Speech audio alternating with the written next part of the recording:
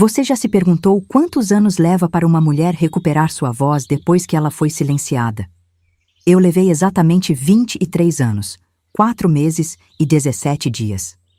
Foi o tempo que permaneci presa num casamento que, aos olhos de todos, parecia uma bênção divina, mas que por trás das cortinas floridas da nossa casa na Vila Nova era meu cárcere particular. Ainda me recordo do vestido branco que minha madrinha costurou às pressas. O tecido pinicava minha pele e a barra estava torta, mas ninguém parecia notar. Eu tinha 16 anos recém-completados quando meus pais anunciaram que o irmão Eduardo havia pedido minha mão. Um homem de Deus, diziam com orgulho. Um diácono respeitado, com casa própria e emprego estável nos Correios. Ninguém mencionou que ele tinha 47 anos, idade suficiente para ser meu pai. Na Assembleia de Deus do setor Coimbra, em Goiânia, eu era exibida como prova viva da bênção divina sobre a vida do irmão Eduardo. As senhoras da congregação me ensinavam a preparar pratos elaborados, a manter a casa impecável e a nunca contradizer meu marido. Uma mulher virtuosa é a coroa do seu esposo, repetiam enquanto me instruíam sobre como servi-lo adequadamente. Em 1966, numa cidade que crescia vertiginosamente no coração do Brasil, eu deixava de ser filha para me tornar esposa. As paredes da nossa casa guardavam segredos que contradiziam completamente a imagem que projetávamos nos cultos de domingo. O rádio Philips na sala de estar tocava os hinos sacros que Eduardo apreciava, mas nunca alto demais para incomodar sua concentração quando lia a Bíblia Thompson, sublinhando passagens sobre a submissão feminina. Quando me olho no espelho hoje, vejo os cabelos grisalhos de uma mulher de 75 anos que demorou metade da vida para entender que amar a Deus não significava anular-se. Se você está me escutando agora, quero que saiba. A diferença entre respeito e medo, entre devoção e subjugação. Essa é uma linha que demorei décadas para enxergar. Feche os olhos por um momento. Imagine acordar todas as manhãs sabendo exatamente quantos passos pode dar, quais palavras pode pronunciar, até onde seu sorriso pode se estender. Imagine viver medindo cada respiração, cada gesto, para não despertar a ira de quem deveria ser seu protetor. Foi assim que vivi por quase um quarto de século, antes de finalmente encontrar coragem para pronunciar a palavra mais difícil do meu vocabulário. Basta. Esta não é apenas uma história sobre um casamento fracassado. É sobre como tradições podem se tornar correntes, como ensinamentos mal interpretados podem aprisionar gerações, e como o silêncio pode ser a arma mais poderosa contra a própria alma. Mas, acima de tudo, é uma história sobre como nunca é tarde demais para recomeçar. Nasci em 1950, numa família simples do interior de Goiás. Meu pai, seu Antônio, era motorista de caminhão e passava semanas na estrada. Minha mãe, Dona Eunice, sustentava a casa com uma pequena pensão e lavando roupas para fora. Éramos 5 irmãos dividindo 2 quartos numa casa de telhas desbotadas e chão de cimento queimado. Mesmo assim, havia alegria naquela simplicidade. A igreja era o centro da nossa vida social. Lá, encontrávamos consolo para as dificuldades materiais e uma comunidade que nos apoiava. Desde cedo, aprendi que ser uma moça de família significava preservar-se, obedecer e preparar-se para o momento em que um bom partido me escolhesse. Enquanto outras meninas da minha idade sonhavam com a escola normal, eu era preparada para o matrimônio. Minha mãe me ensinou a bordar aos 8 anos. Homem gosta de casa arrumada e toalhas bem feitas, dizia enquanto guiava minhas mãos pequenas entre linhas coloridas. Aos 12, já cozinhava para toda a família quando ela precisava trabalhar.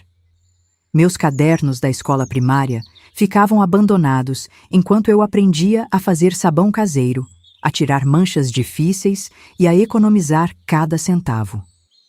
Quando Eduardo apareceu pela primeira vez em nossa casa, trazido pelo pastor para um café após o culto, notei como minha mãe se apressou em arrumar os cabelos e trocar a toalha da mesa.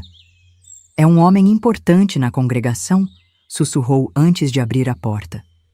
Eu, com 15 anos recém-completados, servi café tremendo, temendo derramar o líquido quente em suas calças bem passadas.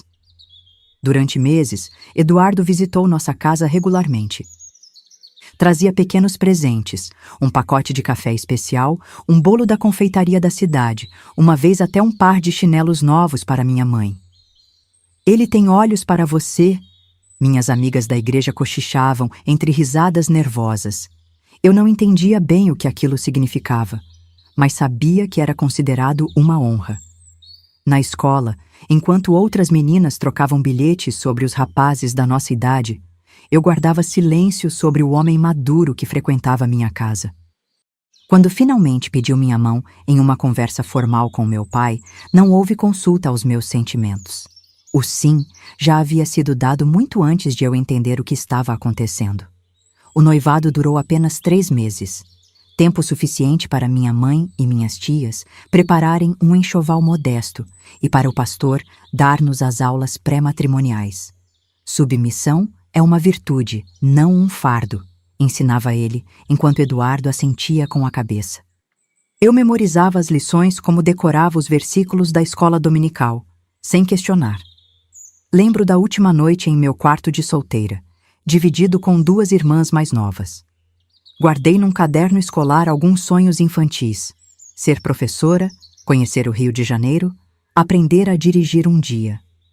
Sabia instintivamente que deveria enterrar aquelas aspirações junto com as bonecas de pano que minha avó havia feito. A partir do dia seguinte, seria a senhora Eduardo dos Santos.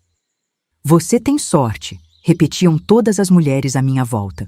Um homem estabelecido, temente a Deus, que pode te dar uma vida que seus pais nunca puderam oferecer.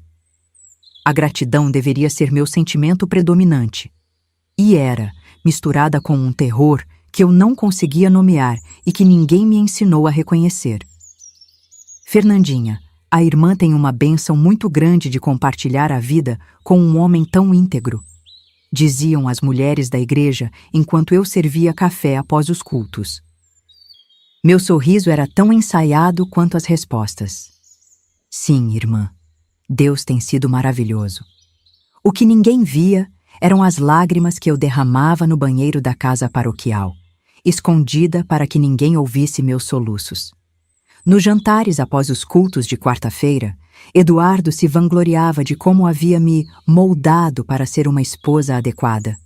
Quando a Nandinha chegou, mal sabia cozinhar um arroz. Agora prepara até aquele bolo de fubá que o pastor tanto gosta, dizia, arrancando risos e aprovação. Por baixo da toalha de crochê, suas unhas se cravavam no meu pulso sempre que eu falava algo que ele considerava inapropriado. Em casa, cada imperfeição era minuciosamente apontada. O feijão muito cozido, a camisa mal passada, o piso que nunca estava suficientemente limpo. Você acha que eu merecia uma incompetente assim, meu Deus? Ele perguntava ao céu, como se eu não estivesse presente. Na televisão preto e branco que ganhamos no 3º ano de casamento, Eduardo permitia apenas programas religiosos ou o Jornal Nacional. Qualquer outro conteúdo era mundano e poderia corromper meu espírito. Em 1972, quando meu primeiro filho nasceu, pensei que as coisas melhorariam. Porém, a criança se tornou apenas mais um instrumento em suas mãos. Você vai criar esse menino direito ou vai estragar ele como sua mãe estragou você? Questionava enquanto eu amamentava o pequeno Samuel. Logo depois veio Rebeca e 2 anos mais tarde, Ezequiel. 3 filhos para cuidar e uma reputação para manter. O telefone fixo na sala era um lembrete constante do controle que ele exercia. Liguei 3 vezes e você não atendeu. Onde estava? Interrogava quando chegava do trabalho. Não importava se eu estivesse dando banho nas crianças ou no quintal estendendo roupas. Não atender era interpretado como prova de traição ou negligência. Nas reuniões de obreiros, Eduardo contava como havia resgatado uma menina sem direção e transformado em esposa devota. O pastor sorria, aprovando o testemunho de transformação. Eu sorria também, enquanto contava mentalmente os azulejos da parede ou os itens que precisava comprar na venda do seu Antônio no dia seguinte. Havia os domingos especiais, quando as famílias se reuniam após o culto. Minhas cunhadas chegavam com quitutes em travessas de cerâmica e minha sogra inspecionava cada canto da casa com olhos de gavião. Eduardo sempre foi exigente desde menino. Você precisa se esforçar mais, minha filha, dizia enquanto ajustava um porta-retrato torto na estante. O pior não eram as críticas constantes ou as humilhações públicas veladas. O mais doloroso era como minha fé se distorcia lentamente. Cada versículo sobre submissão se transformava numa corrente, cada sermão sobre o papel da mulher virava um açoite.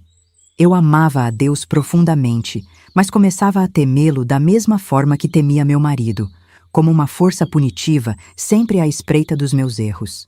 Durante a noite, quando todos dormiam, eu me ajoelhava no pequeno quarto de costura e sussurrava preces confusas. Senhor, se é tua vontade que eu viva assim, dá-me forças, mas se não for, mostra-me um caminho.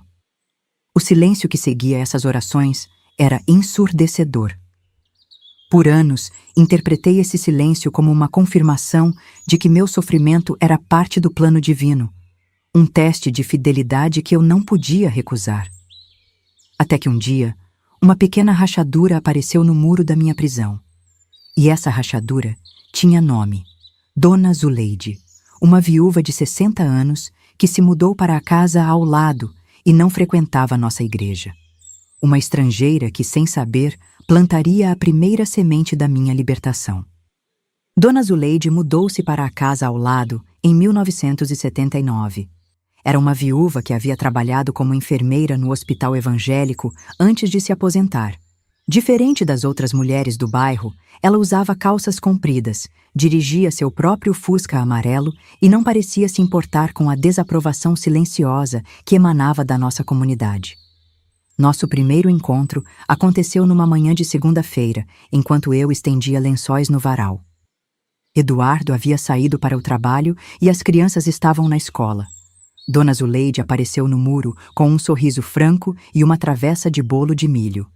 Bom dia, sou sua nova vizinha.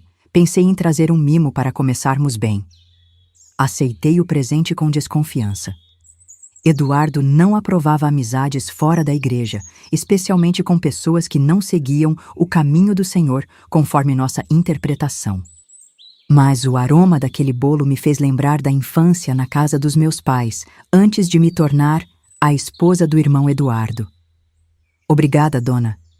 Como é mesmo o seu nome? Zuleide, mas pode me chamar de Zu. Todo mundo me chama assim. Ela sorriu novamente. E você, como se chama? Foi estranho perceber como aquela simples pergunta me pegou desprevenida. Havia anos que era apenas a esposa do irmão Eduardo ou a mãe do Samuelzinho. Quase tive que procurar em algum lugar da memória meu próprio nome. Fernanda, mas todos me chamam de Nandinha. Nandinha é nome de menina, ela respondeu com uma naturalidade desconcertante. Você já é uma mulher, não é? Posso te chamar de Fernanda? Aquele momento, tão simples para qualquer observador externo, foi como uma pequena fissura na parede que me cercava. Fernanda. Não a esposa, não a mãe, não a serva fiel da igreja. Apenas Fernanda. Nossa amizade cresceu em segredo, nos intervalos entre as tarefas domésticas. Dona Zuleide era cristã também, mas de uma forma diferente da que eu conhecia. Ela lia a Bíblia sozinha, sem um pastor para interpretar cada passagem. E suas conclusões muitas vezes me deixavam perturbada e intrigada. Deus criou Eva da costela de Adão, não dos pés para ser pisoteada, nem da cabeça para ser superior, mas do lado para ser igual, perto do coração para ser amada. Ela me disse certa vez, enquanto tomávamos café na cozinha dela. Submissão não significa servidão, Fernanda. Dona Zuleide tinha livros, muitos livros, alguns religiosos, outros não. Quando soube que eu havia interrompido os estudos para casar, começou a me emprestar obras que Eduardo jamais permitiria em nossa casa. Inicialmente, eu os lia escondida no banheiro ou durante a madrugada, com uma lanterna sob os lençóis, como uma adolescente rebelde. Foi ali, entre as páginas de O Segundo Sexo, de Simone de Beauvoir, e os romances de Clarice Lispector, que comecei a questionar não minha fé, mas a interpretação dela que me foi imposta. Entre conversas na cozinha de Dona Zuleide e páginas dogmatizadas como perigosas, percebi que havia outras maneiras de ser uma mulher temente a Deus. Um dia, Eduardo chegou mais cedo do trabalho e me encontrou voltando da casa vizinha. "O que você estava fazendo lá?" perguntou com aquela calma perigosa que eu conhecia tão bem. "Apenas devolvi uma xícara que a senhora Zuleide me emprestou", respondi, sentindo o coração acelerar. "Não quero você frequentando a casa dessa mulher. Ela não é da igreja, vive sozinha como se não precisasse de um homem para guiá-la. Não é exemplo para a esposa de um diácono." Naquela noite, enquanto Eduardo dormia, fiquei acordada contemplando o teto. Pela primeira vez, uma pergunta perigosa surgiu em minha mente. E se houver outro caminho para servir a Deus que não inclua anular-me completamente? Aquela pergunta, aparentemente simples, era revolucionária dentro do meu pequeno universo. Era a primeira vez que eu considerava a possibilidade de que o problema não estava em mim, nem em Deus, mas na interpretação que Eduardo e nossa comunidade faziam da palavra divina. O pastor Gideão visitou nossa casa numa tarde de sábado, cerca de 3 meses depois da chegada de Dona Zuleide. Eduardo havia comentado na igreja sobre minha amizade inadequada com a vizinha.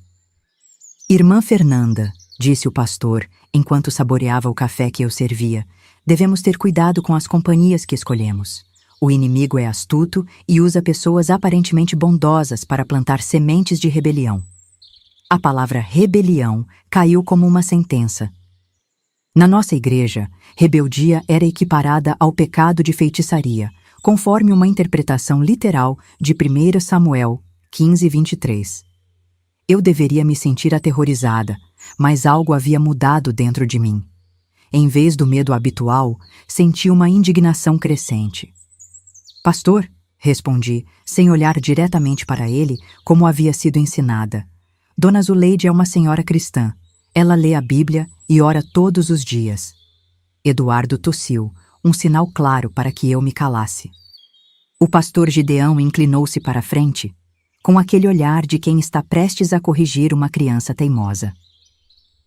"Muitos leem a Bíblia, irmã, mas sem a devida orientação espiritual podem ser desviados. Veja bem, a palavra nos ensina que a mulher deve ser submissa. Temo que essa amizade esteja confundindo seu entendimento sobre seu papel como esposa cristã." Naquela noite, Eduardo foi especialmente duro. Não com golpes físicos, ele nunca me bateu, pois isso mancharia sua reputação se deixasse marcas, mas com palavras afiadas como navalhas. "Você está me envergonhando perante o pastor, anos investidos em te transformar numa esposa decente e você me retribui assim? Tenho pena de você, Nandinha. Realmente tenho." Pela primeira vez não chorei. Algo estava nascendo dentro de mim, algo que ainda não tinha nome, mas que me permitiu olhar para Eduardo e ver não um homem de Deus intimidante, mas apenas um homem inseguro agarrado ao controle, como se sua vida dependesse disso. Na semana seguinte, como uma pequena rebelião secreta, continuei visitando Dona Zuleide. Eu sincronizava meus horários com os de Eduardo, garantindo que ele nunca descobrisse. Samuel, meu filho mais velho, então com 7 anos, me observava com olhos atentos. "Mamãe está guardando segredos do papai?" perguntou um dia, com inocência infantil. Olhei para meu filho, sentindo o peso daquela pergunta. Estava ensinando a ele que mentir era aceitável? Ou estava dando um exemplo de autopreservação? Não tinha essas respostas, então. Algumas coisas são entre mamãe e Deus, meu filho. Mesmo o papai não precisa saber de tudo. Em 1980, Eduardo foi promovido nos Correios e passou a chegar ainda mais tarde. Esse tempo extra se transformou em pequenos momentos de liberdade. Dona Zuleide me emprestou um rádio de pilha e eu comecei a escutar programas educativos enquanto realizava as tarefas domésticas. Foi assim que descobri o movimento feminista que começava a ganhar força no Brasil. Enquanto passava roupas ou preparava o jantar, escutava discussões sobre a condição feminina, sobre direitos, sobre possibilidades que nunca havia imaginado para mulheres como eu. Um dia, Rebeca, minha filha de 6 anos, me surpreendeu cantarolando uma música de Rita Lee que eu havia escutado no rádio. Eduardo ficou furioso. Quem ensinou essa porcaria mundana para minha filha? Isso é obra sua, não é? Está querendo transformar minha filha numa libertina? Em vez de me encolher, como sempre fazia, algo inesperado aconteceu. Uma pequena chama de coragem se acendeu, e eu respondi: é apenas uma música, Eduardo. Não vai condenar a alma dela. O silêncio que se seguiu foi ensurdecedor. Eduardo me encarou como se estivesse vendo uma estranha, e talvez estivesse mesmo. A Nandinha de antes começava a desaparecer, e em seu lugar, Fernanda dava seus primeiros passos hesitantes. 1981 chegou com mudanças significativas. A principal delas foi interna. Comecei a reconhecer o abuso psicológico que sofria não como disciplina espiritual, mas pelo que realmente era.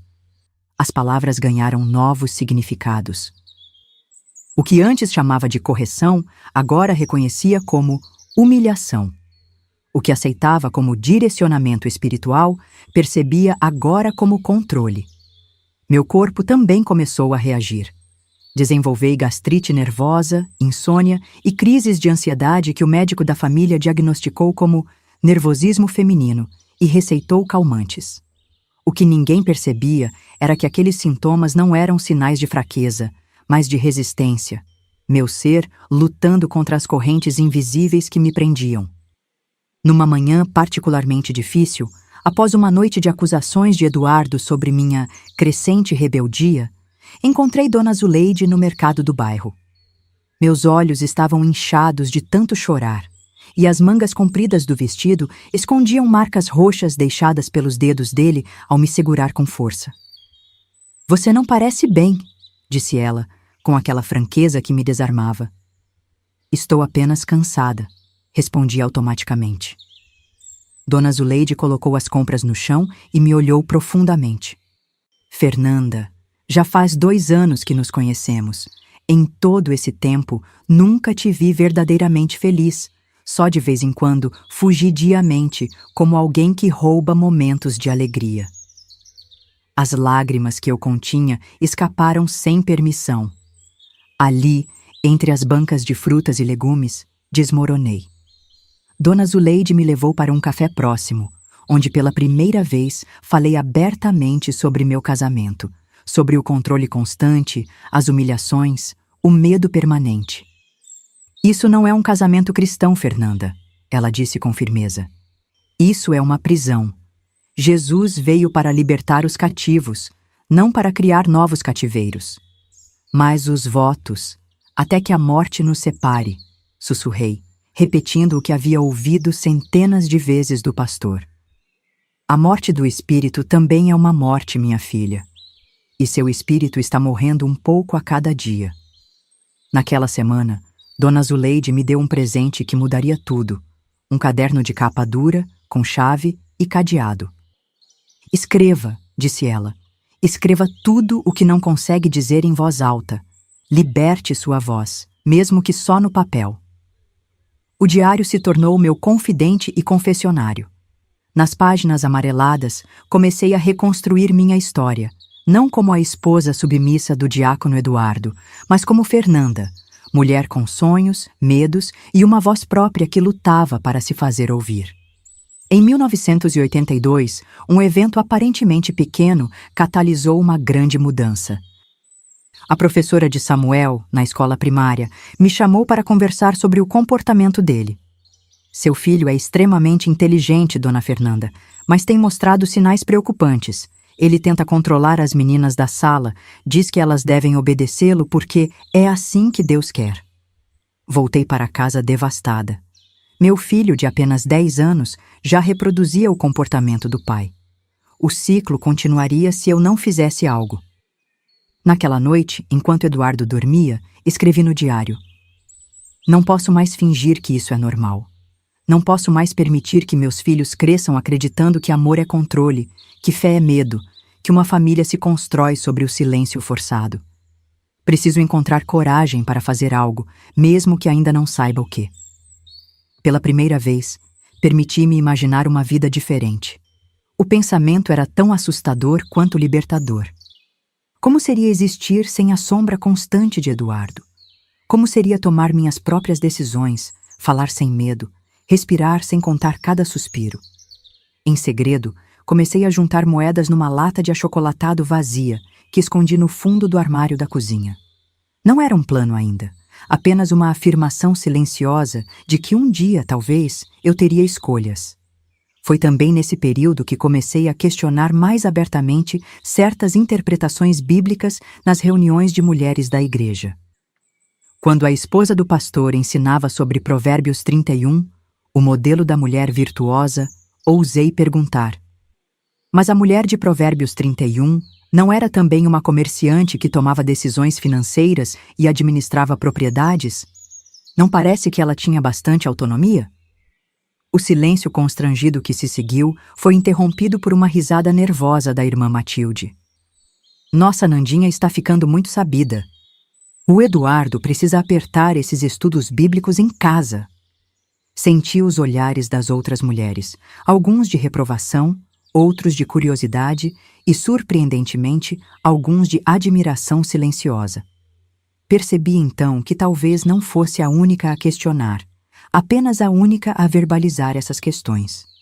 A transformação que ocorria dentro de mim era invisível para a maioria, mas algumas rachaduras começavam a aparecer na fachada cuidadosamente mantida.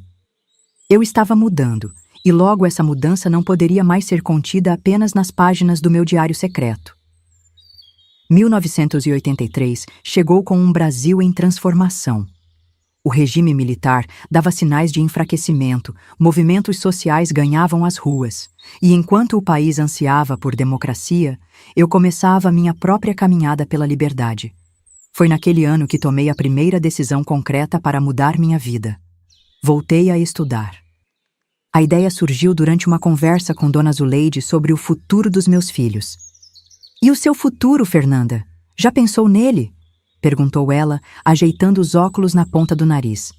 A pergunta me pegou de surpresa. Meu futuro? Por anos, imaginei apenas dias idênticos se estendendo infinitamente, até que a morte me libertasse. Existe um supletivo noturno na escola estadual, continuou Dona Zuleide. Várias senhoras da minha idade estão terminando os estudos lá. A semente foi plantada. Elaborei cuidadosamente meu plano.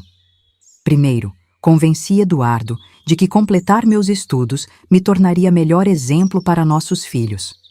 Usei as próprias palavras dele contra seu controle. Como posso ajudar Samuel e Rebeca com as lições se mal terminei o ginásio? As outras esposas de diáconos têm pelo menos o 2º grau completo. O orgulho de Eduardo falou mais alto. Não queria ser visto como o marido que mantinha sua esposa na ignorância. Permitiu que eu me matriculasse, desde que não negligenciasse nenhum de meus deveres domésticos. Meu primeiro dia de aula foi uma mistura de terror e excitação. Aos 33 anos, sentei-me numa sala com outras mulheres, algumas mais velhas, outras da minha idade, todas com histórias semelhantes de interrupções e sonhos adiados. A professora Helena, uma senhora de cabelos grisalhos e olhar firme, nos recebeu com palavras que guardei como um tesouro.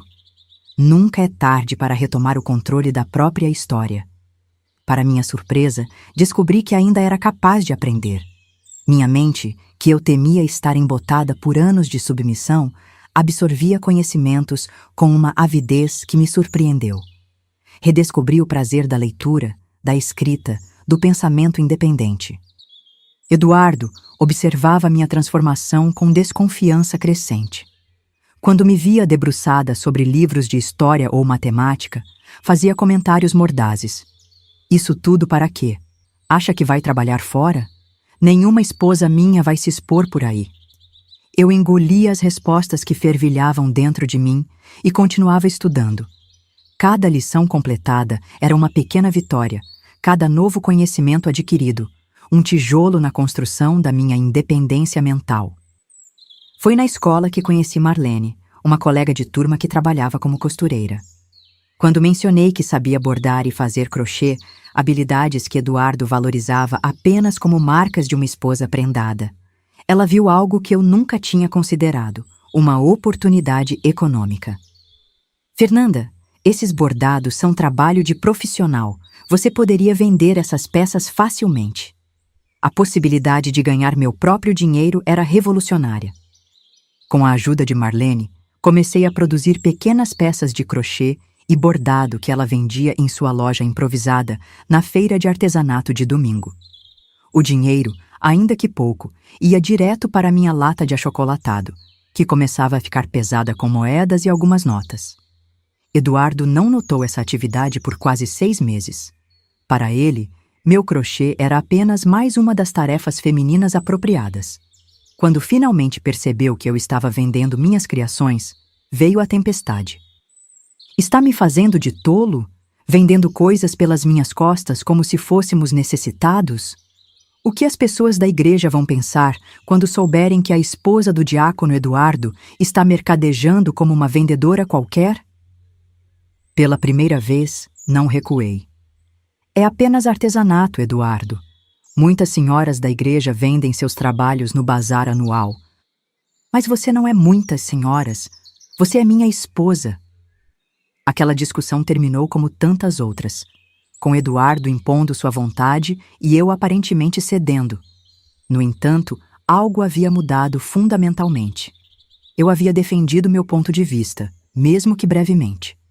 E, em segredo, continuei vendendo meu artesanato, agora com ainda mais determinação. À medida que 1984 se aproximava, minha vida havia se transformado numa elaborada operação clandestina. Estudos que Eduardo tolerava, mas desprezava. Um pequeno negócio que ele havia proibido, mas que eu mantinha às escondidas. E um diário que se tornava cada vez mais cheio de planos para um futuro que eu começava a acreditar ser possível. O ano de 1984 marcou minha vida de maneiras que jamais poderia prever. Enquanto o Brasil fervilhava com o movimento das diretas já, minha revolução pessoal enfrentava seus próprios obstáculos.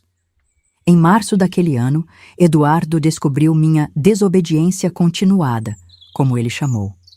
Uma cliente satisfeita com uma toalha de mesa bordada que comprei, me ligou em casa para encomendar outra peça. Eduardo atendeu. A confrontação que se seguiu foi uma das piores de nosso casamento. Ele rasgou várias peças que eu havia produzido, jogou meus materiais no lixo e, pela primeira vez, ameaçou algo que nunca havia mencionado antes. Se continuar me desafiando, vou te internar. Tenho amigos médicos que concordarão que você está ficando desequilibrada. Uma depressão nervosa, talvez. Algumas semanas de tratamento longe dos filhos talvez te tragam de volta à razão. O medo me paralisou. Naquela época, não era incomum que maridos problemáticas em clínicas psiquiátricas com diagnósticos duvidosos. Eu conhecia pelo menos 2 mulheres da igreja que haviam passado por isso, retornando depois, meses depois, dóceis e medicadas. Por semanas, voltei ao antigo padrão de submissão total. Abandonei temporariamente os estudos, alegando problemas de saúde. Parei de visitar Dona Zuleide. Tornei-me novamente a esposa perfeita que Eduardo exigia. O pastor Gideão veio nos visitar durante esse período e elogiou minha renovada dedicação ao lar. Durante o estudo bíblico familiar, escolheu propositalmente a passagem de Efésios sobre a submissão das mulheres. Eduardo sorria, vitorioso, enquanto eu mantinha os olhos baixos. Mas algo havia sido quebrado de forma irreparável dentro de mim.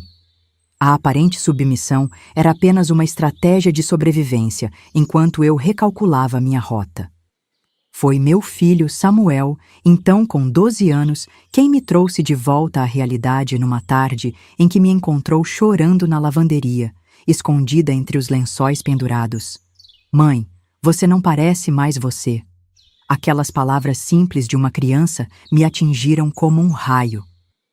Que exemplo estava dando aos meus filhos? Que tipo de homem Samuel se tornaria vendo seu pai tratar sua mãe daquela forma? Que tipo de relacionamentos Rebeca aceitaria no futuro, crescendo com aquele modelo? Nas semanas seguintes, recuperei meu diário, que havia escondido dentro de uma Bíblia oca que Dona Zuleide me dera, e comecei a planejar com mais cuidado. Percebi que havia cometido erros táticos. Eduardo era poderoso demais em nosso pequeno universo para ser desafiado frontalmente. Eu precisava ser mais estratégica. Em junho, retomei os estudos, desta vez com uma abordagem diferente. Em vez de defender meu direito à educação, apresentei-a como uma forma de me tornar uma esposa melhor, mais capaz de educar os filhos em casa para protegê-los das influências mundanas. O pastor Gideão comentou que as escolas públicas estão ensinando essa tal de educação sexual, disse a Eduardo com falsa preocupação. Se eu completar meus estudos, talvez possamos educar nossos filhos em casa no futuro. A ideia agradou seu senso de controle e isolacionismo. Ele não apenas consentiu, mas chegou a me comprar alguns livros didáticos. Quanto ao artesanato, encontrei uma solução ainda mais engenhosa. Propus ao grupo de mulheres da igreja um projeto de caridade. Faríamos trabalhos manuais para vender no bazar anual, com os lucros revertidos para as missões. Eduardo não poderia se opor a uma iniciativa tão piedosa, e eu poderia continuar desenvolvendo minhas habilidades e fazendo contatos. O que ele não sabia era que Marlene, minha amiga do supletivo, continuava vendendo algumas das minhas peças em um esquema à parte, e o dinheiro ia diretamente para meu fundo secreto. Em outubro, tive uma séria recaída. O cansaço das múltiplas jornadas, dona de casa perfeita, estudante aplicada, artesã secreta e mãe presente, cobrou seu preço. Adoeci com uma pneumonia forte que me deixou acamada por semanas.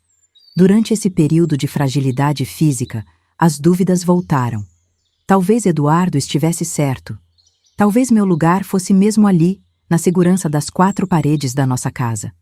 Talvez eu estivesse sendo ingrata ao questionar o homem que me sustentava e que, afinal, nunca havia me agredido fisicamente como tantos outros maridos faziam com suas esposas.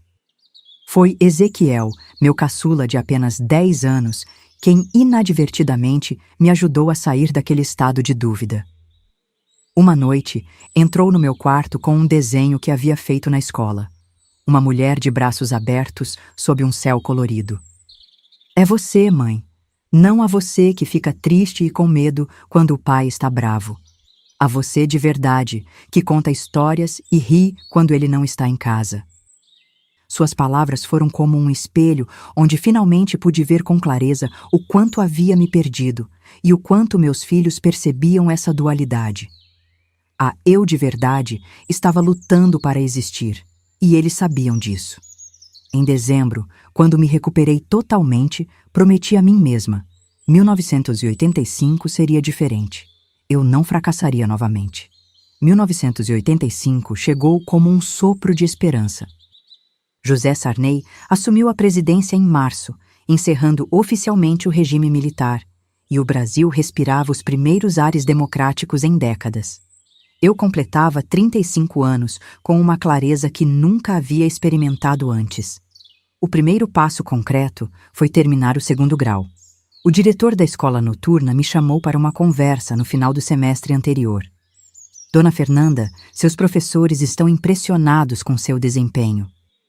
A senhora tem potencial para muito mais do que um diploma básico. Para minha surpresa, ele me entregou um folheto da Universidade Federal de Goiás, com informações sobre o vestibular e bolsas especiais para alunos de baixa renda. Faculdade? Isso é impossível, murmurei, devolvendo o folheto. Impossível é uma palavra muito forte, respondeu ele com um sorriso gentil. Difícil, talvez. Desafiador, certamente. Mas impossível? Não para alguém com sua determinação. Guardei aquele folheto como um talismã secreto, escondido junto com meu diário. Não era um plano imediato. Eduardo jamais permitiria, mas tornou-se um símbolo tangível de possibilidades futuras. Paralelamente, intensifiquei meu trabalho com o artesanato. O projeto beneficente na igreja foi um sucesso inesperado. Mulheres de outras congregações começaram a solicitar nossas peças e logo me vi coordenando um pequeno grupo de artesãs. A ironia não me escapava. Graças à estrutura patriarcal da igreja, que valorizava trabalhos manuais como apropriadamente femininos, eu estava desenvolvendo habilidades de gestão e liderança. A loja de artesanato da Marlene se expandiu para um espaço maior na feira, e minhas criações eram sempre as mais procuradas. Agora eu não apenas produzia, mas também criava desenhos exclusivos que outras artesãs reproduziam. Minha renda secreta cresceu significativamente, alimentando meu fundo de emergência, que se tornava cada vez mais substancial. Em casa, adotei uma estratégia que chamei de submissão estratégica. Externamente, mantinha a aparência de esposa devota e obediente. Consenti com tudo que não era essencial para poder negociar o que realmente importava. Claro que não usarei essa blusa de mangas curtas que minha irmã me deu, querido, dizia Eduardo. Você tem razão, não é apropriada. Em troca, consegui a permissão para continuar estudando ou para deixar Rebeca participar do grupo de jovens da igreja, onde ela poderia ter alguma interação social fora do nosso rígido ambiente familiar. Foi também em 1985 que dei outro passo crucial. Abri uma conta bancária secreta. Dona Zuleide me ajudou nessa empreitada, acompanhando-me até uma agência em outro bairro onde ninguém me conhecia. Usei meu nome de solteira e o endereço dela para a correspondência. A sensação de depositar minhas primeiras economias naquela conta foi indescritível. Não era apenas dinheiro que estava guardando, era liberdade, era escolha, era a possibilidade de um futuro diferente. Em setembro, surgiu uma oportunidade que mudaria o curso da minha vida. Uma das clientes mais fiéis dos meus bordados era dona de uma pequena escola infantil particular. Durante uma conversa, mencionei que havia completado o 2º grau. Estamos precisando de uma auxiliar de professora para o turno da tarde, disse ela. É um trabalho de meio período, perfeito para quem tem filhos em idade escolar. Um emprego. Um emprego de verdade, com salário regular e carteira assinada. A possibilidade me deixou sem dormir por noites. Como convencer Eduardo? Como conciliar com minhas tarefas domésticas? O que a igreja diria? Mais uma vez, foi a vaidade de Eduardo que me abriu portas. Apresentei a proposta não como um desejo meu, mas como um reconhecimento do status dele. O diretor da escola Arco-Íris, aquela particular perto do centro, ofereceu uma vaga para mim. Disse que seria uma honra ter a esposa de um diácono tão respeitado trabalhando com eles. As crianças precisam de exemplos cristãos. Acrescentei que o salário permitiria pagar uma escola melhor para nossos filhos, algo que ele sempre desejou, mas não podíamos custear apenas com seu salário dos Correios. Após dias de deliberação, consultas ao pastor e muitas condições impostas, eu trabalharia apenas no período em que as crianças estavam na escola. Nada de eventos sociais com colegas. Todo o dinheiro seria administrado por ele. Eduardo concordou. Em outubro de 1985, aos 35 anos, iniciei meu primeiro emprego formal. Saí de casa naquela manhã, sentindo como se estivesse cometendo uma pequena revolução. De certa forma, estava.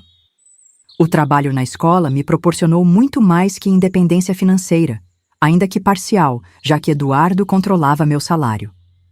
Foi minha introdução a um mundo onde eu era vista como um indivíduo capaz, não apenas como a esposa de alguém ou a mãe de alguém. A diretora, Dona Celina, uma mulher de 60 anos que comandava sua escola com pulso firme, tornou-se rapidamente uma mentora. Percebendo minha situação sem que eu precisasse explicar em detalhes, ela me ofereceu oportunidades de desenvolvimento profissional, livros para estudar, cursos de capacitação aos sábados, que Eduardo pensava serem reuniões obrigatórias de trabalho, e, principalmente, confiança. Você tem talento natural para ensinar, Fernanda. disse-me após me observar contando histórias para as crianças. Não desperdice isso. Nos últimos meses de 1985, meu mundo havia se expandido consideravelmente. Tinha um trabalho, uma pequena renda independente, algumas economias secretas e, o mais importante, uma rede de apoio crescente de mulheres que, cada uma à sua maneira, me ajudavam a construir os alicerces para minha eventual libertação. 1986 trouxe tanto o plano cruzado quanto a crise que finalmente transformaria minha vida. Enquanto o Brasil tentava domar a inflação congelando preços, eu me preparava, ainda sem saber, para o congelamento definitivo do meu casamento. Meu trabalho na escola prosperava. Em menos de 6 meses, fui promovida de auxiliar para professora assistente. Dona Celina insistia que eu poderia ir além. Você deveria fazer o magistério, Fernanda. Com sua experiência prática e um diploma, poderia assumir sua própria turma e dobrar seu salário. A ideia era tentadora, mas parecia um passo grande demais. Eduardo já demonstrava crescente desconforto com minha autonomia. Mesmo entregando meu salário a ele, o simples fato de conviver diariamente com outras mulheres independentes estava me transformando de maneiras que ele não podia controlar. Você está diferente, acusava com frequência. Essa escola está botando ideias na sua cabeça. Estava certo. O ambiente de trabalho me expunha a mulheres divorciadas, solteiras por opção, viúvas independentes, todas vivendo vidas dignas sem a proteção de um homem. A comparação com minha própria situação tornava-se cada vez mais dolorosa. Em casa, Samuel, agora com 14 anos, começava a questionar a autoridade paterna de maneiras que me preocupavam. Certa vez, presenciou Eduardo gritando comigo por causa de uma camisa mal passada. Pai, a mãe trabalha o dia todo e ainda cuida da casa toda. O senhor podia ajudar em vez de reclamar. O tapa que Eduardo desferiu no rosto do adolescente deixou uma marca vermelha e outra, invisível e muito mais profunda, em meu coração. Naquela noite, escrevi em meu diário: não posso mais permitir isso. Estou criando um filho que será agredido por defender mulheres e uma filha que aprende que isso é normal. O ponto de ruptura veio em julho. A escola organizou uma festa junina que se estenderia até a noite de sábado. Como professora, minha presença era obrigatória. Eduardo se recusou terminantemente a permitir. Nenhuma esposa minha fica fora de casa à noite sem mim, declarou com finalidade. Foi a primeira vez que enfrentei sua autoridade diretamente. Preciso ir, Eduardo. É meu trabalho. Se me demitem, perdemos a renda extra que paga a escola particular das crianças. A discussão escalou rapidamente. Eduardo vociferou, ameaçou, tentou me intimidar como sempre fazia. Pela primeira vez em 20 anos, não recuei. Vou para a festa da escola. É uma decisão profissional, não pessoal. O que se seguiu ficou gravado para sempre em minha memória. Eduardo, percebendo que estava perdendo o controle, fez algo que nunca havia feito antes. Rasgou meu diário página por página diante dos meus olhos. Isso está te envenenando contra mim. Essas ideias, essas fantasias de independência. Quando tentei impedi-lo, me empurrou com força contra a parede. O barulho trouxe os 3 filhos correndo para a sala, testemunhando a cena que eu sempre tentara esconder deles. Naquele momento, algo se quebrou definitivamente dentro de mim. Não foi apenas meu diário que foi destruído. Foi o último fio de esperança de que aquele casamento poderia ser salvo. Na manhã seguinte, Eduardo saiu para o trabalho como se nada tivesse acontecido. Eu esperei até ele sair, sentei com meus 3 filhos na mesa da cozinha e fiz a pergunta que mudaria nossas vidas. Se tivéssemos que sair desta casa e começar uma vida nova, vocês viriam comigo? Samuel, aos 14 anos, respondeu primeiro. Estou esperando você perguntar isso há anos, mãe. Rebeca, 12, assentiu em silêncio, lágrimas escorrendo pelo rosto. Ezequiel, o caçula de 10 anos, foi o mais direto. Tenho medo do pai quando ele fica bravo. Não quero mais ter medo em casa. 3 dias depois, Quando Eduardo saiu para uma conferência de líderes em outra cidade, executei o plano que havia ensaiado mentalmente por anos. Liguei para Dona Zuleide, que chegou com seu Fusca amarelo. Em menos de 2 horas, empacotamos o essencial: roupas, documentos, algumas fotos e lembranças pessoais. O apartamento que Dona Celina havia me ajudado a encontrar era pequeno, 2 quartos apertados num prédio simples do outro lado da cidade, mas representava algo que eu não tinha há 2 décadas. Escolha. Deixei uma carta para Eduardo. Não pedi perdão, nem ofereci explicações detalhadas. Disse apenas que os filhos estavam seguros comigo e que entrava com o pedido de separação na segunda-feira. Não tente nos procurar, escrevi no final. Procurei por 20 anos o marido cristão que você dizia ser. Não o encontrei. Agora vou procurar a mulher que Deus realmente criou em mim. Quando fechei a porta daquela casa pela última vez, o medo e a incerteza caminhavam lado a lado com algo muito mais poderoso: a sensação de estar finalmente respirando com meus próprios pulmões. Os meses que se seguiram não foram fáceis. Eduardo mobilizou a igreja inteira contra mim. O pastor Gideão ameaçou excomunhão. Sua família espalhou rumores sobre minha sanidade mental e moralidade. Mas também encontrei apoios inesperados. Colegas de trabalho que ofereceram móveis usados para nosso novo lar. A diretora da escola que aumentou minhas horas para compensar a perda do salário de Eduardo. Vizinhas do novo prédio que se revezavam para cuidar de Ezequiel quando eu precisava trabalhar até mais tarde. Na noite de Natal de 1986, sentada à mesa simples do nosso pequeno apartamento, olhei para meus 3 filhos. Não tínhamos presentes elaborados nem uma ceia farta, mas havia algo muito mais valioso ali: paz.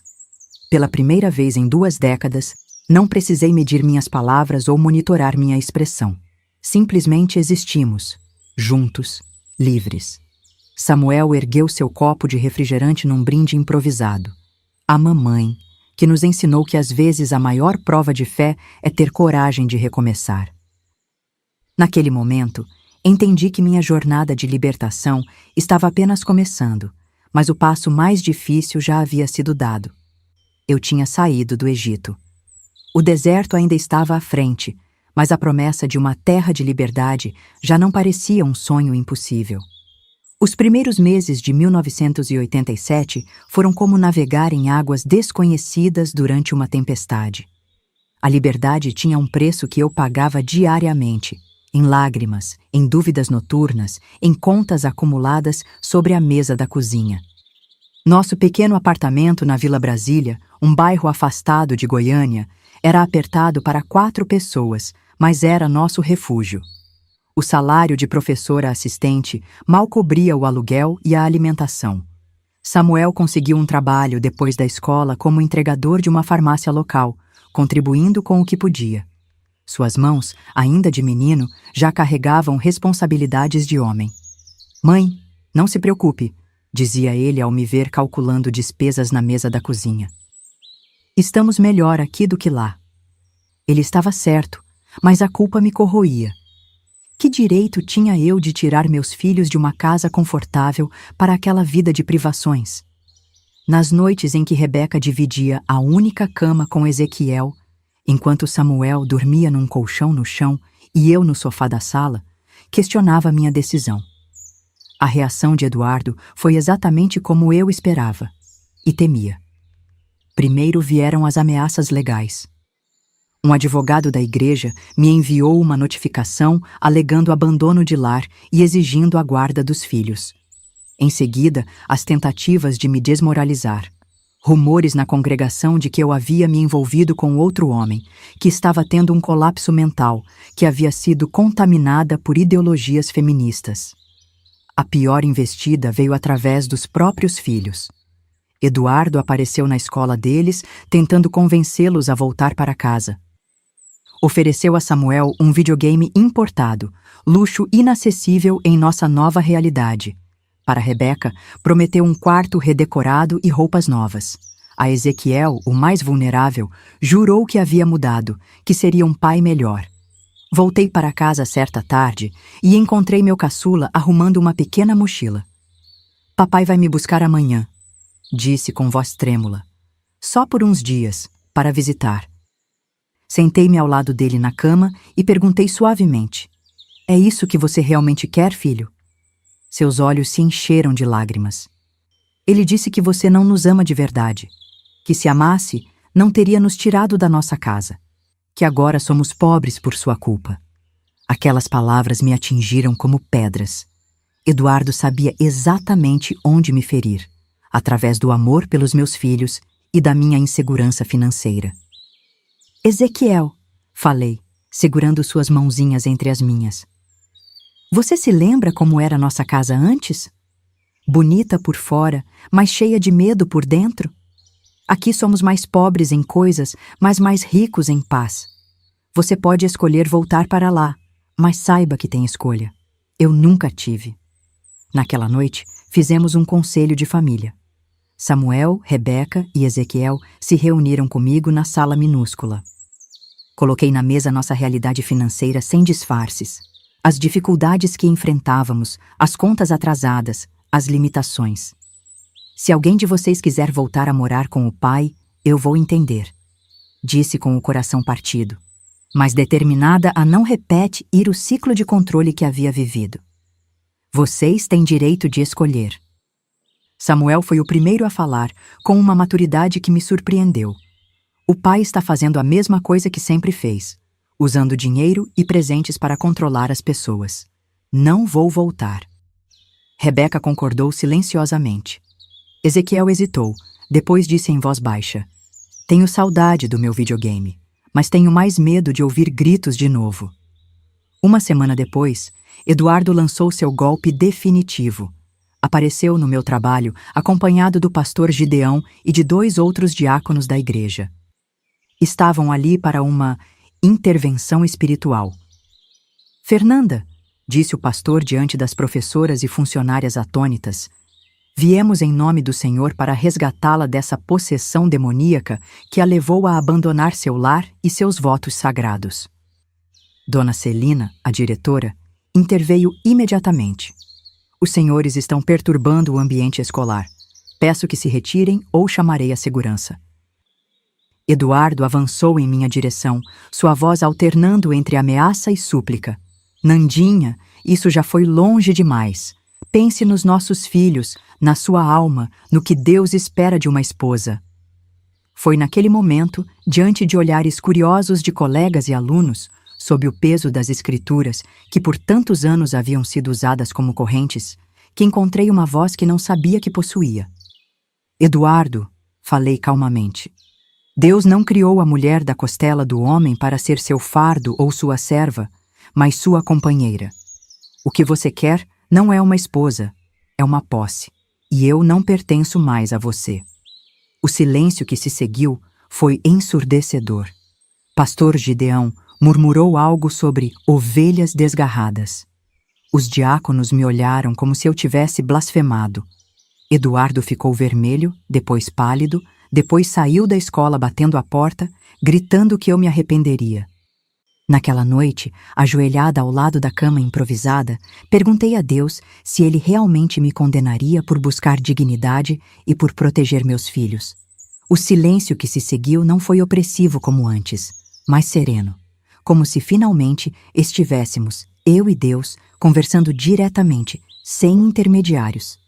A audiência de conciliação foi marcada para 14 de maio de 1987, uma quinta-feira nublada que ameaçava temporal. O Fórum de Goiânia, um prédio cinzento e imponente, me parecia uma montanha intransponível enquanto eu subia suas escadas, usando o único conjunto social que possuía, uma saia azul marinho e um blazer emprestado de Dona Celina. Eduardo estava lá, impecável em seu terno cinza, a Bíblia Thompson firmemente segura em suas mãos como uma arma. Ao seu lado, o advogado da igreja e, surpreendentemente, pastor Gideão. Do meu lado, apenas minha advogada, uma jovem recém-formada indicada pela Associação de Mulheres da qual Dona Zuleide participava. Não se intimide, sussurrou ela ao perceber meu tremor. Eles contam com isso. A sala de audiências era menor do que eu imaginava, mas cada centímetro parecia carregado de julgamento. O juiz, um homem de meia-idade com olheiras profundas, nos observava com a indiferença de quem já viu histórias semelhantes milhares de vezes. Eduardo apresentou seu caso primeiro, uma narrativa cuidadosamente construída sobre uma esposa que, influenciada por ideias mundanas, havia abandonado o lar cristão e arrastado os filhos para uma vida de privações. O advogado enfatizou sua estabilidade financeira, sua posição respeitável na comunidade e seu direito paterno de educar os filhos segundo princípios morais adequados. Quando chegou minha vez, a garganta secou. 20 anos de silêncio imposto pesavam sobre mim. O juiz me olhou com impaciência. Senhora, qual sua justificativa para a separação e por que acredita merecer a guarda dos filhos? Respirei fundo, recordando as palavras de Samuel na véspera. Fala a verdade, mãe. Só a verdade. Senhor juiz, por 20 anos vivi num casamento que parecia perfeito aos olhos da comunidade, mas que se sustentava no medo e na anulação da minha pessoa. Não sofri agressões físicas que deixassem marcas visíveis, mas cada dia era uma pequena morte da minha identidade. O advogado de Eduardo interrompeu. Meritíssimo, estamos diante de alegações vagas e emocionais, sem qualquer evidência concreta. O juiz me olhou. Senhora, tem provas do que alega? Naquele momento, a mão trêmula de minha advogada me estendeu uma pasta. Dentro dela estavam páginas do meu diário que Eduardo pensava ter destruído completamente, fragmentos que eu havia colado pacientemente e guardado com Dona Zuleide. Também havia cartas de Samuel e Rebeca descrevendo o ambiente opressivo em casa e um relatório da escola sobre a mudança positiva no comportamento de Ezequiel desde nossa saída. Tenho evidências, sim. Mas, acima de tudo, tenho 3 filhos que escolheram livremente ficar comigo, mesmo sabendo que teriam mais conforto material com o pai. O momento decisivo veio quando o juiz perguntou se Eduardo estaria disposto a participar de um acordo de visitação e pensão que respeitasse a decisão dos filhos. Não há negociação possível, respondeu ele com firmeza. Ou minha família volta integralmente para o lar sob minha autoridade, ou não reconheço mais essas crianças como filhos que honram o pai, conforme manda a Escritura. O rosto do juiz se fechou visivelmente. Mesmo naquela época, quando o patriarcado ainda era forte na estrutura judicial, a inflexibilidade de Eduardo soou como o que realmente era: controle, não amor. Quando deixamos o tribunal naquele dia, a guarda provisória estava em minhas mãos. Eduardo se recusou a olhar para mim, mas suas últimas palavras ecoaram pelo corredor. Você vai se arrepender, Nandinha. Sem mim, você não é nada e nunca será. Na escadaria do fórum, sob a chuva fina que começava a cair, encontrei meus filhos esperando ansiosamente o resultado. Havíamos combinado que eles não entrariam na audiência para serem poupados daquele embate. E então, mãe? Perguntou Samuel, segurando as mãos dos irmãos mais novos. Estamos livres, respondi, as lágrimas se misturando à chuva. Realmente livres. Eduardo cumpriu sua ameaça final. Cortou completamente relações com os filhos. Recusou-se a pagar pensão, obrigando-me a entrar com ação de alimentos que se arrastaria por anos. Proibiu sua família extensa de manter contato conosco. Na igreja, nossos nomes foram removidos do rol de membros em cerimônia pública de disciplina. Para minha surpresa, aquele ostracismo que deveria nos destruir acabou nos libertando ainda mais. Sem a pressão constante de Eduardo tentando nos reconquistar, pudemos finalmente respirar. E sem o julgamento contínuo da congregação, encontrei espaço para reconstruir minha própria espiritualidade, uma relação com Deus baseada no amor, não no medo. 2 semanas após a audiência, recebi um envelope anônimo na caixa de correio. Dentro havia uma pequena quantia em dinheiro e um versículo escrito à mão. Conhecereis a verdade, e a verdade vos libertará. Nunca descobri quem enviou, talvez alguém da igreja que não podia me apoiar publicamente. mas guardei aquele papel como um lembrete de que mesmo nas estruturas mais rígidas, existem sementes de compaixão esperando para germinar. O ano de 1988 marcou tanto a promulgação da Constituição Cidadã quanto minha própria declaração pessoal de independência. No início daquele ano decisivo, tomei a iniciativa que havia adiado por tanto tempo. Me matriculei no curso de Pedagogia da Universidade Federal de Goiás. Aos 38 anos, sentei-me entre jovens recém-saídos do ensino médio, carregando cadernos e uma sede de conhecimento que nenhum receio conseguia sufocar. Minha entrevista para as vagas de cotista foi um momento de epifania. Pela primeira vez, contei minha história sem vergonha, reconhecendo o valor da jornada que havia percorrido. "Por que pedagogia?" perguntou a professora da banca. "Porque passei 20 anos sendo ensinada a me diminuir e quero passar os próximos 20 ensinando outras pessoas a se engrandecerem." Respondi com uma convicção que surpreendeu a mim mesma. A vida não ficou subitamente fácil. Conciliar trabalho, estudos e maternidade solo exigia malabarismos diários. Muitas vezes adormeci sobre livros abertos, acordei antes do sol para revisar anotações, fiz trabalhos acadêmicos enquanto esperava na fila do supermercado. Nosso apartamento virou uma espécie de república estudantil. Samuel também havia começado a faculdade, trabalhando durante o dia e estudando à noite. O momento transformador ocorreu em setembro daquele ano, quando fui convidada a participar de um projeto de extensão universitária para a alfabetização de mulheres adultas na periferia de Goiânia. Entre as alunas, encontrei histórias dolorosamente familiares, mulheres silenciadas, controladas, convencidas de sua própria insignificância. Maria das Dores, uma senhora de 62 anos, que aprendia a escrever o próprio nome, me contou durante uma aula. Meu marido dizia que mulher com estudo fica atrevida. Por isso, nunca me deixou ir à escola. Agora que ele morreu, vim aprender. Tarde, mas vim.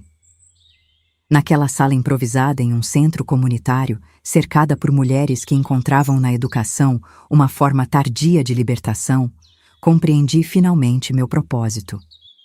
Não era apenas sobre sobreviver ou me reerguer. Era sobre transformar minha dor em ferramenta de libertação para outras.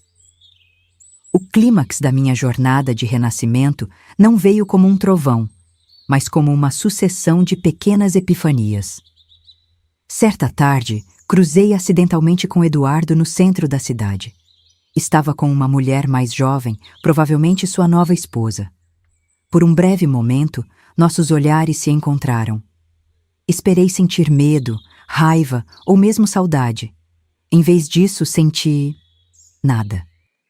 Nem ódio, nem amor. Ele havia se tornado apenas uma pessoa do meu passado, sem poder sobre meu presente. Naquela noite, ao chegar em casa, encontrei meus 3 filhos na sala, rindo enquanto preparavam uma pequena festa surpresa pelo meu aniversário. Uma faixa improvisada dizia: "Parabéns, professora Fernanda." Era assim que me chamavam agora, não mais mãe da Rebeca ou ex-mulher do irmão Eduardo, mas professora Fernanda. Um título conquistado com suor e determinação, uma identidade escolhida, não imposta.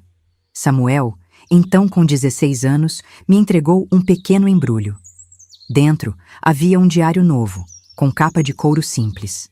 Na primeira página, ele havia escrito: "Para que você continue escrevendo sua própria história."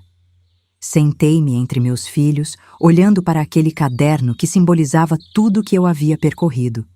Do silenciamento à voz própria, do medo à coragem, da sobrevivência à verdadeira vida. As lágrimas que derramei não eram de dor, mas de uma gratidão profunda pelo caminho percorrido. Rebeca, minha sensível filha de 14 anos, apoiou a cabeça em meu ombro. "Mãe, você acha que Deus ficou bravo com a gente por ter saído da igreja?" A pergunta tocou no núcleo de uma transformação espiritual que havia ocorrido silenciosamente em mim. "Filha", respondi com a certeza que só as jornadas difíceis podem trazer. Acho que nunca estive tão perto de Deus quanto no dia em que tive coragem de dizer não ao que me diminuía em seu nome. A fé verdadeira nos liberta, nunca nos aprisiona. Ezequiel, que aos 12 anos já demonstrava a sensibilidade artística que marcaria sua vida adulta, havia desenhado um pequeno retrato nosso, os 4 em frente ao nosso apartamento modesto. No desenho, o sol brilhava intensamente e todos sorriam. Embaixo, escreveu com sua letra infantil, Minha Família Livre. Aquela noite simples, com um bolo modesto e presentes feitos à mão, marcou o verdadeiro ponto de virada. Não era mais uma mulher em fuga, tentando sobreviver. Era uma mulher construindo, tijolo por tijolo, uma vida autêntica. No final daquela celebração, quando todos já dormiam, abri o novo diário e escrevi minhas primeiras palavras, como uma mulher finalmente livre. Por 23 anos, fui uma ave engaiolada que cantava as músicas que me ensinaram a cantar. Hoje, tenho asas feridas, mas completamente minhas. E meu canto, ainda que imperfeito, é finalmente meu. Hoje, em 2025, quando olho para minhas mãos marcadas pelo tempo, vejo mais que as rugas da idade. Vejo o mapa de uma jornada que nunca imaginei ser capaz de percorrer. Aos 75 anos, sentada na varanda da casa simples que finalmente pude comprar após me aposentar como professora universitária, tenho o privilégio de contemplar o arco completo de uma vida que, por tanto tempo, parecia não me pertencer. É curioso como o tempo transforma a nossa percepção. O que antes parecia uma eternidade de sofrimento, aqueles 23 anos de casamento, agora é apenas um capítulo de uma história muito maior. Um capítulo doloroso, sim, mas que não definiu o livro inteiro. Depois daquele momento decisivo de 1988, quando finalmente me reconheci como protagonista da minha própria vida, o caminho continuou repleto de desafios. A conclusão da faculdade levou 6 anos intensos de estudos noturnos, enquanto trabalhava durante o dia. Muitas vezes questionei se conseguiria, se tinha o direito de buscar realização pessoal quando meus filhos ainda precisavam tanto de mim. Samuel, Rebeca e Ezequiel cresceram vendo a mãe debruçada sobre livros até altas horas, escrevendo trabalhos acadêmicos na nossa pequena mesa de jantar. Em retrospecto, percebo que aquela imagem de perseverança talvez tenha sido a herança mais valiosa que lhes deixei. Todos os 3 se formaram na universidade, uma conquista extraordinária para filhos de uma mulher que recomeçou do zero aos 36 anos. Mãe, você não percebe? Você quebrou uma maldição intergeracional, disse-me Samuel no dia de sua formatura em Direito, usando palavras que eu não conhecia naquela época. Houve os anos difíceis após minha graduação, quando trabalhei em 3 escolas diferentes para sustentar a casa. Houve a decepção de Eduardo nunca ter pago regularmente a pensão dos filhos e o desgaste emocional dos intermináveis processos judiciais. Houve as noites em que o dinheiro não chegava ao fim do mês e eu preparava sopas criativas que disfarçavam a escassez com muito tempero e histórias à mesa. Mas houve também momentos de pura alegria que jamais teria experimentado em minha antiga vida. A liberdade de decidir cortar os cabelos curtos aos 42 anos, depois de uma vida seguindo regras sobre como uma mulher decente deveria se apresentar. O prazer de assistir a um filme no cinema sem precisar de permissão ou temer o julgamento. A satisfação profunda de ver meu nome impresso na minha dissertação de mestrado aos 49 anos. Fernanda Almeida e Silva, não mais Senhora Eduardo dos Santos. Em 1995, recebi um telefonema que mudaria novamente o curso da minha história. A diretora de uma faculdade particular de Goiânia me convidou para lecionar no curso de pedagogia. Queremos professores com experiência prática, não apenas teórica, explicou ela. Sua trajetória de alfabetização de mulheres adultas na periferia nos impressionou. Quando entrei naquela sala de aula pela primeira vez, não como aluna, mas como professora universitária, senti um círculo se fechando. Ali estavam jovens mulheres, e alguns homens, ansiosos para aprender, com vidas inteiras pela frente. Quantas daquelas moças estavam em relacionamentos opressores? Quantas acreditavam que seu valor vinha apenas de sua capacidade de servir e se anular? A educação verdadeira é sempre um ato de libertação, disse a eles em minha primeira aula, citando Paulo Freire, cujas obras haviam me transformado. E isso começa quando percebemos que podemos questionar o que nos foi apresentado como verdade absoluta. Com o tempo, minha história pessoal se tornou parte de minha metodologia de ensino. Não como uma exposição de feridas antigas, mas como evidência viva de que transformação é possível, de que narrativas podem ser reescritas, de que não há prazo de validade para o renascimento. Eduardo desapareceu de nossas vidas após os processos judiciais, mantendo sua promessa amarga de não reconhecer mais os filhos que haviam desonrado sua autoridade. Por anos, isso foi uma ferida aberta para as crianças, especialmente para Ezequiel, o mais novo.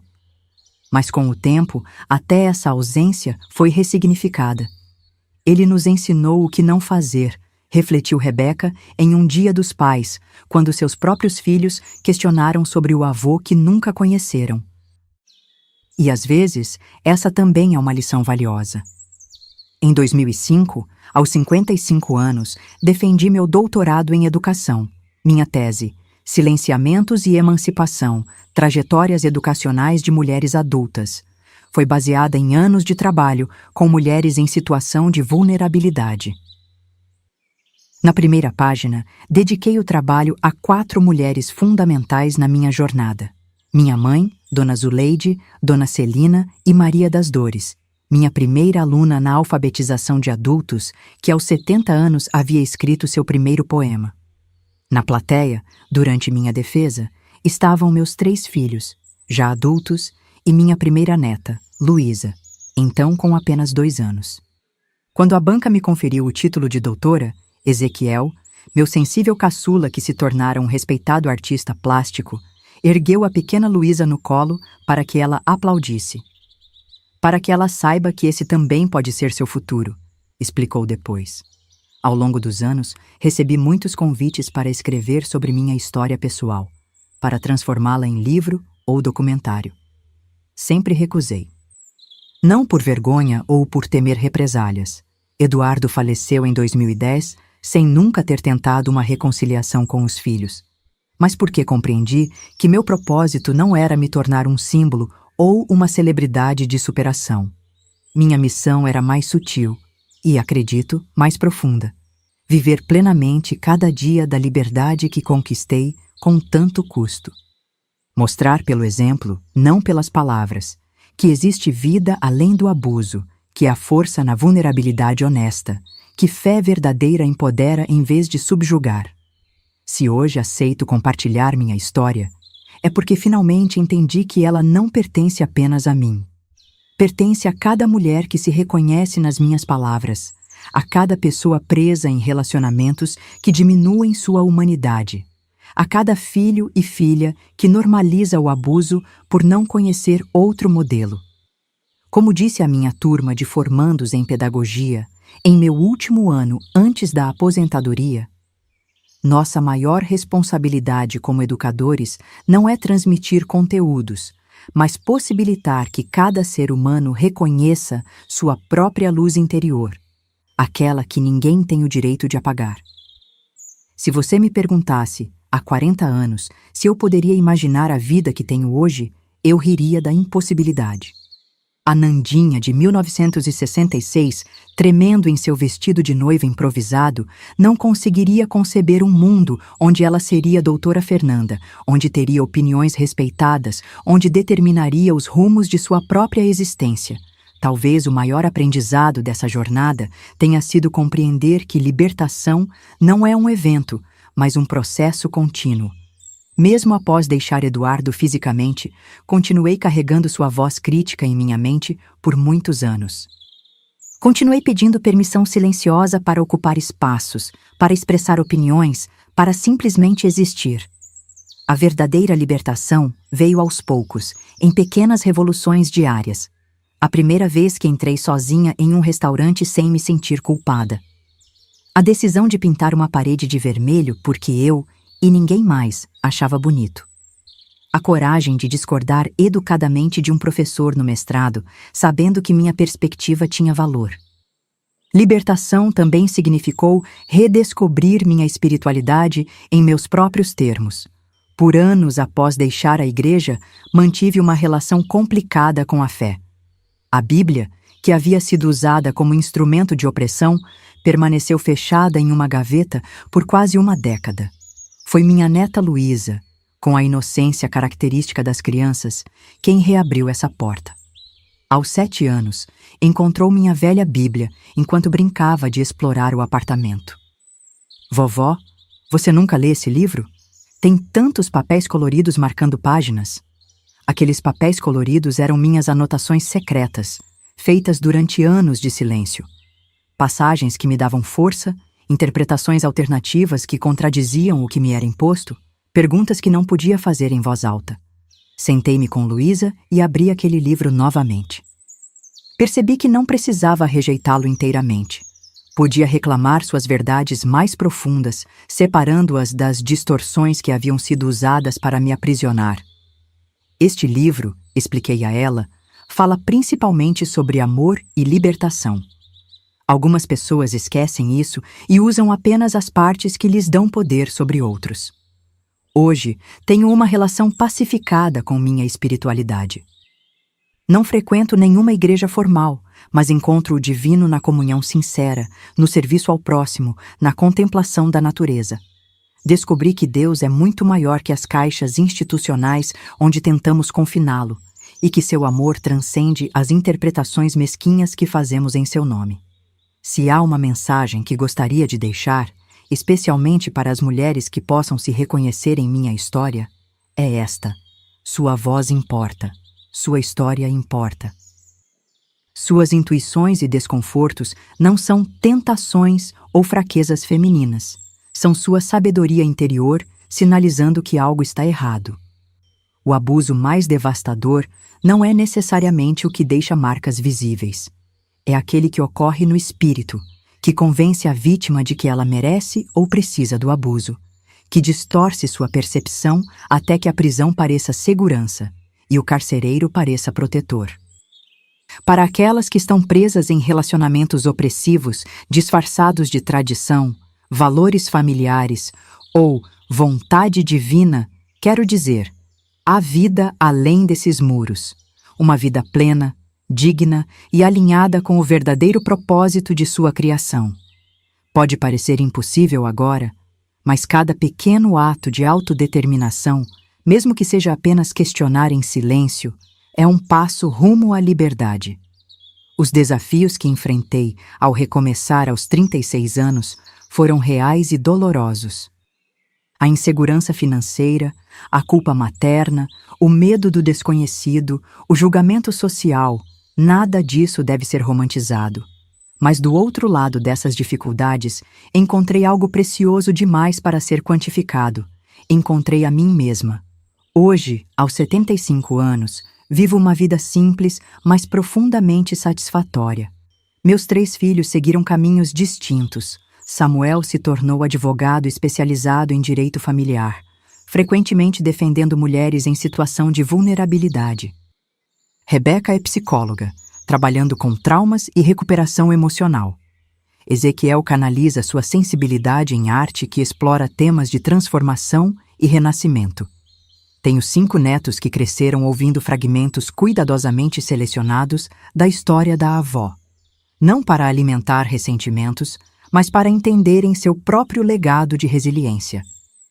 Na minha sala, há uma pintura que Ezequiel criou para meu aniversário de 70 anos. Uma gaiola aberta com um pássaro voando ao longe, pequeno, mas livre. 2 vezes por semana, ainda dou aulas voluntárias de alfabetização na mesma comunidade da periferia onde comecei nos anos 80. As alunas são mais jovens agora, muitas são imigrantes, algumas fugiram de relacionamentos abusivos. Quando me perguntam como aprendi tanto, respondo com uma verdade simples: aprendi vivendo, aprendi errando. Aprendi levantando todas as vezes que caí. Meu diário atual, o 22º desde que deixei Eduardo, tem na capa uma frase de Maya Angelou, que resume o que aprendi em 7 décadas de vida. Você pode ser mudado pelos eventos da sua vida, mas você decide não ser reduzido por eles. Não sei quantos anos mais terei nesta terra. O que sei é que cada manhã que acordo, cada decisão que tomo livremente, cada palavra que escrevo sem medo é uma pequena vitória contra um sistema que tentou me convencer que eu não tinha direito à minha própria história. Se você está me ouvindo hoje e se alguma parte da minha jornada ressoa com sua própria experiência, quero que saiba, você não está sozinha. Sua inquietação tem fundamento. Seu desejo por dignidade é legítimo. Sua vida é sua para ser vivida. E não importa quantos anos você passou em silêncio, nunca, jamais, é tarde demais para encontrar sua voz. A minha encontrei aos 36 anos, quando sussurrei pela primeira vez. Basta. Fortaleci aos 45, quando defendi minha primeira tese acadêmica. Consolidei aos 60, quando me tornei a professora que sempre sonhei ser. E hoje, aos 75, esta voz permanece clara, firme e, acima de tudo, inteiramente minha. Porque no final, é isso que significa ser verdadeiramente livre. Não apenas estar sem correntes, mas saber com clareza cristalina quem você é, o que defende e qual música seu coração foi criado para cantar. Essa é minha história. Não perfeita, não heróica, mas autêntica. Uma história de descoberta tardia, mas profunda, da verdade que nos foi prometida há muito tempo. Conhecereis a verdade, e a verdade vos libertará.